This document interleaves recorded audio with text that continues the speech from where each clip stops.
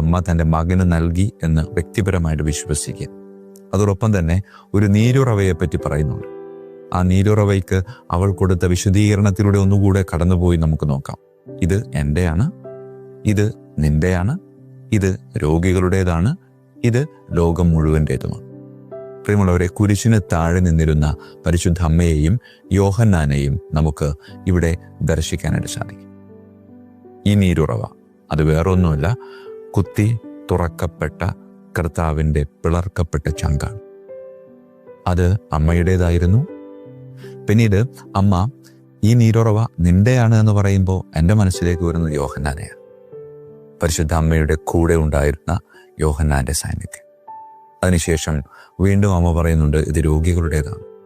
പാരമ്പര്യം പറയുന്നുണ്ട്, കുത്തിപ്പിളർക്കപ്പെട്ട ചങ്കിൽ നിന്ന് ഒഴുകിയ വെള്ളവും നീരും. ലൊങ്കീനോസ് എന്ന് പറയുന്ന ആ പടയാളിയുടെ കണ്ണിന് കാഴ്ചശക്തി നൽകിയെന്നാണ് പറയുന്നത്. അതെ, രോഗികളുടേതാണ് എന്ന് പറയുമ്പോൾ ഈ ഒരു പ്രതീകാത്മകത കൂടെ നമുക്ക് ഉൾക്കൊള്ളാനാകും. പിന്നീട് അവിടെ നിന്ന് പറയുന്നുണ്ട്, ഇത് ലോകം മുഴുവൻ്റേതുമാണ്.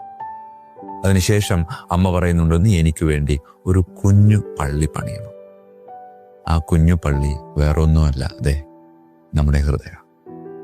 അതുകൊണ്ട് പ്രിയമുള്ളവരെ, ബെനക്സിലെ അമ്മ നമ്മോട് പറയുന്നത്, നിന്റെ ഹൃദയം എൻ്റെ മകൻ്റെ ആലയമാക്കി മാറ്റാൻ ഇനിയും നീ അമാന്തിക്കരുത്. പരിശുദ്ധ അമ്മയുടെ ആഹ്വാനം നമുക്ക് സ്വീകരിക്കാം. കാരുണ്യവാനായ കർത്താവേ, നിന്റെ മകൻ ചങ്ക് പിളർന്ന് ചോരയൊഴുക്കി അവൻ്റെ പ്രാണൻ എനിക്കു വേണ്ടിയാണ് സമർപ്പിച്ചതെന്ന് ഞാൻ തിരിച്ചറിയുന്നു.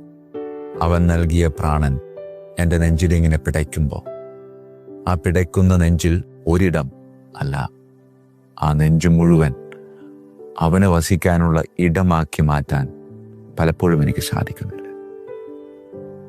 കണ്ണുകളടക്കാം, കരങ്ങൾ കുപ്പാം, പ്രാർത്ഥിക്കാൻ നമുക്ക്. കാരുണ്യവാനായ കർത്താവേ,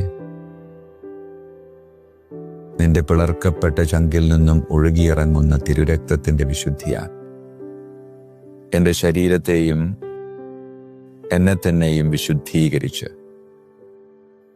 നിനക്ക് വസിക്കാനുള്ള ഒരു ഇടമൊരുക്കി നിന്നെയും വഹിച്ചുകൊണ്ട് എൻ്റെ ജീവിതയാത്ര മുന്നോട്ട് കൊണ്ടുപോകുവാൻ ഞാൻ ആഗ്രഹിക്കുകയാണ്. അമ്മേ മാതാവേ, ഈ ആഗ്രഹം നിന്നിലൂടെ നിന്റെ മകനിലേക്ക് ഞാൻ സമർപ്പിക്കുക. ഈ ആഗ്രഹത്തിനൊത്ത് ജീവിക്കാൻ എന്നെ അനുഗ്രഹിക്കണമേ. കർത്താവായ ക്രിസ്തു വഴി ഞങ്ങൾ സമർപ്പിക്കുന്ന പ്രാർത്ഥന കേട്ടരുളണമേ. ആമേൻ. ഈശോ മിശിഹായ്ക്കും സ്തുതിയായിരിക്കും.